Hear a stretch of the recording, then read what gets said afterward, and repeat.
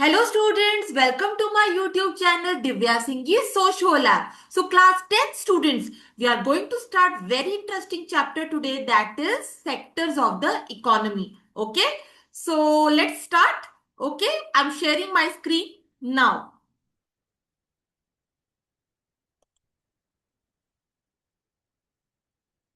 Children, I hope my screen is visible to all of you, right? Let's start. So we are going to start very important chapter of your economics, that is sectors of the economy. Now students, we have three sectors in the economy. Okay, so there are three sectors of economic activities. So the three sectors are primary sector, secondary sector and tertiary sector. So students, now you should know the difference between the three sectors. Okay, so student, the primary sector is basically agricultural sector. Okay, primary sector is basically agricultural sector which produces raw material. Like I give you an example. For you all have sugar, right? So what is the raw material for sugar? Sugar cane. So sugar cane comes from primary sector. Primary sector is also known as students agricultural sector. Other than agriculture, primary sector also includes dairy, fishing, forestry. Okay, I hope I'm clear to all of you. So when anybody asks you what is primary sector, you should immediately tell it is agricultural sector. Okay, where raw material is produced. Okay, other than agriculture, what comes in primary sector? Dairy, fishing and forestry. Now the second category is student. The second category is secondary sector. Student, what is secondary sector? Here, the raw material is converted into finished good by manufacturing. Like I give you an example. Sugar cane is converted into sugar, right?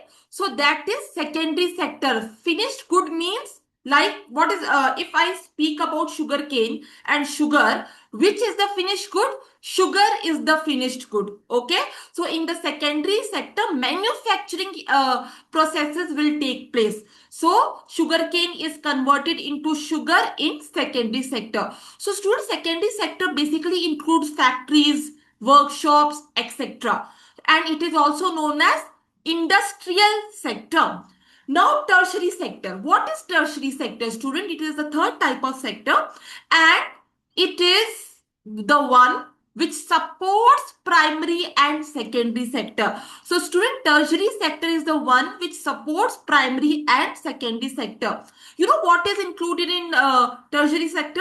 Transport, communication, banking, even all the IT companies, healthcare, education, all are part of tertiary sector. So student, tertiary sector main role is it provides services. So that is why it is called service sector. Tertiary sector is also called service sector because it provides services. I hope I'm clear with all the three sectors. Let's go to the next slide. Now students, we are going to understand very important term GDP. GDP full form is gross domestic product. So what is GDP, student? It is the value of final goods and services produced in a country during a particular year. Students, see, final goods, the value of all the final goods. Student, now if I take example, let's take example of biscuit. Okay, so students, in the making of biscuit we use wheat, flour. So student, wheat and flour are not final goods, they are intermediate goods. So the final good will be biscuit, right? So students, these in GDP we only take the value of the final goods and services.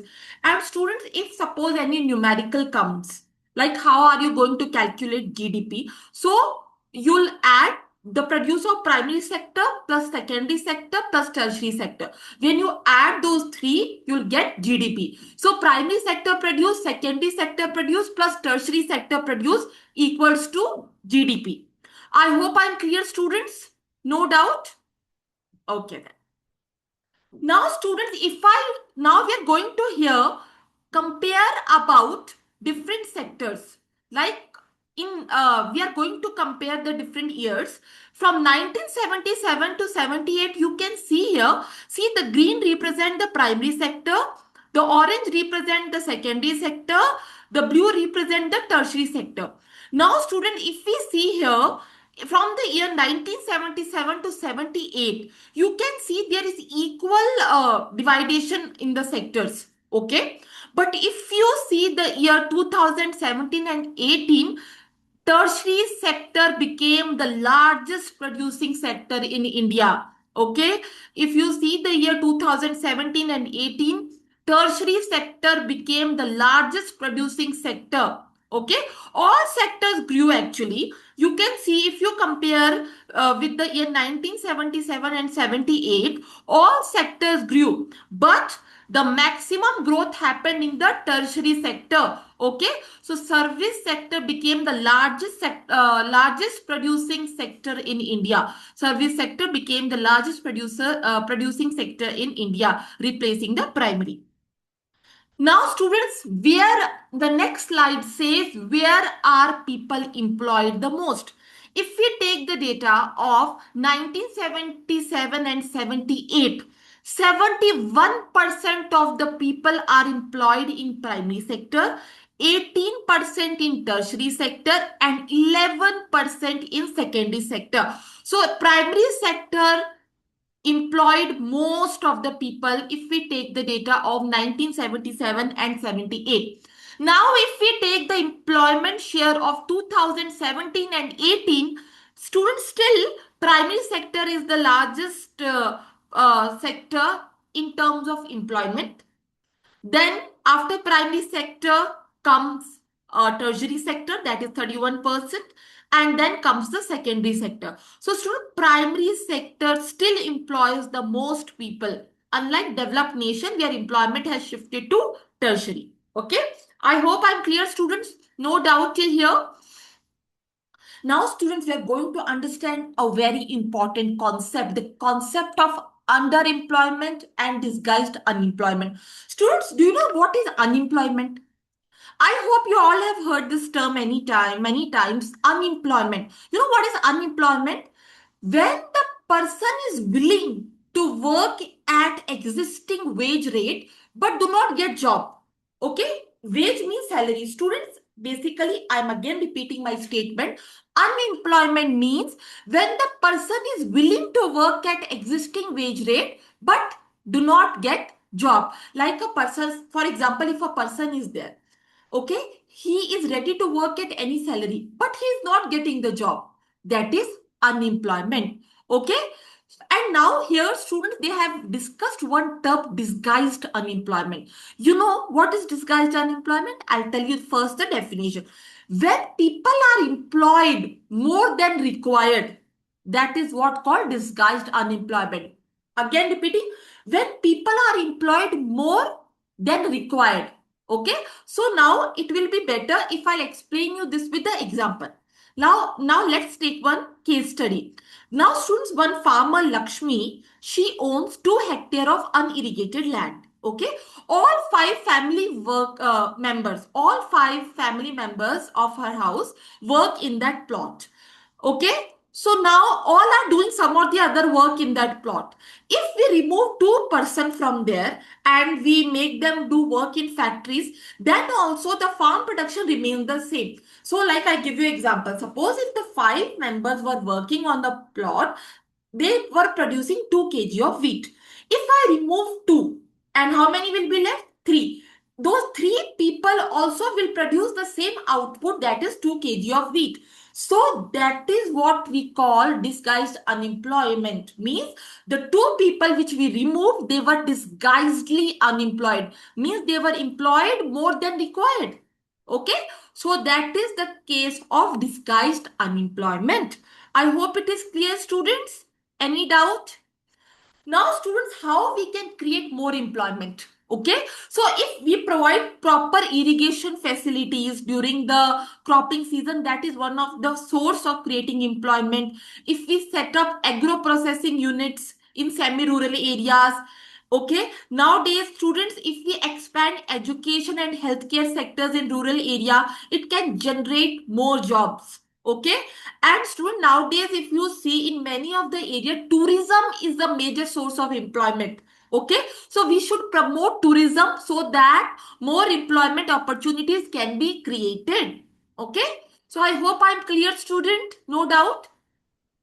Now, students, here I'm going to tell you about one scheme, MGNREGA. That is, the full form of MGNREGA is Mahatma Gandhi National Rural Employment Guarantee Act. Student, this act was launched in 2005. What is the scheme about? It is, according to this act, 100 days of guaranteed employment is provided to the people in rural area. So students, you can say that 100 days is close to 3.5 months. Okay. So as per MGNREGA Act, which was launched in 2005, 100 days of compulsory employment is provided to the rural people. Okay. And student, in case if the government failed to provide the employment, the government has to pay unemployment allowances. The government have to pay unemployment allowances. Okay. So now, as per this MGNREGA Act, 625 districts of India are covered. Okay. So I hope I'm clear, students. No doubt. Now, students, I'm going to tell you the difference between two sectors, organized and unorganized. Students, now let's discuss. If I speak about organized sector, students, here mostly the people who works in office, they are part of organized sector. If I speak about unorganized sector, students, they are like, who are the part of unorganized sector? The daily wage workers, casual workers. They are all part of unorganized sector. Now, if someone is working in organized sector, what are the benefit that person is getting? We are going to discuss. Students, first of all, in organized sector, there are fixed hours of working, like it is a 9 to 5 job or 11 to 7 job, like that. So fixed hours of working, regular salary and overtime pay. Student, the salary will come on time, and sometime if a person is working overtime, that also will be paid. There are paid leaves and holidays. Suppose there is some festival and all, the company will provide paid leaves and holidays. Okay. The facility of provident funds and gratuity also provided.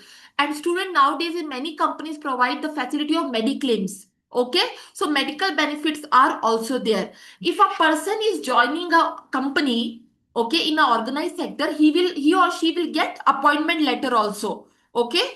So all the governed and this organized sector is also governed by Factories Act, Minimum Wages Act. So all good facilities we get in organized sector. Now, same if I compare the organized sector with the unorganized sector. Okay, first of all, student, daily wage workers work here. The pay will be very less. Salary will be very less, and it is irregular. Sometimes they will get on daily basis, sometimes they will get on monthly basis. There is no fixed date when salary will come. No paid leaves and holidays. No security of employment. Suppose students, I'll give you example. If a person is working in unorganized sector, suddenly the person fall ill. Okay, the person is very ill for 5 days. Suddenly, next day when he go for work after 5 days, the employer might not keep him. They will throw him out. So there is no job security. Okay, and there is no appointment letter given. Okay, and the person can be dismissed anytime if a person is not working properly. Okay, so students, street vendors, daily wage workers, casual workers, they are all part of unorganized sector. Okay, I hope I'm clear. I hope there is no doubt. The next part. Students, now we are going to discuss one more sector, difference between the two sector, that is public sector and private sector. You know what is public sector, students? Government owns most assets and provide all services. So student, in public sector, all the assets in public sector, whatever assets are there, whatever companies are there, they are owned by the government. So in public sector, all the assets and services are owned by the government, like railways, post office, defense, courts, they are all part of public sector. Okay. Now, students, if I speak about private sector, they are owned by private individual. Private sector means the company owned by private individuals. Okay. So now Tata Iron and Steel, Reliance Industry, they are all private sector industries. Okay. Now, students, if I speak about public sector, the main motive of the public sector is to do public welfare. Okay. Public sector is mostly for the welfare of the people. And now, if I speak about private sector, it is mostly the main motive of the person is to earn more and more profit. Okay. So I hope it is clear. Okay. So students, I hope there is no doubt in the public and private sector. So student, this was your full chapter, sectors of the economy. Okay. So I would like to thank all of you. Okay. And students, I want to tell very important thing which I tell in all my videos, that if you get any doubt, please write in the comment section. I will keep a separate doubt class where whatever doubt has been mentioned in the comment section, I will re-explain those topics. Okay. So I hope I'm clear. So thank you all of you. Stay tuned and stay connected. And don't forget to subscribe my channel, Divya Singhi Social Lab. Thank you, students.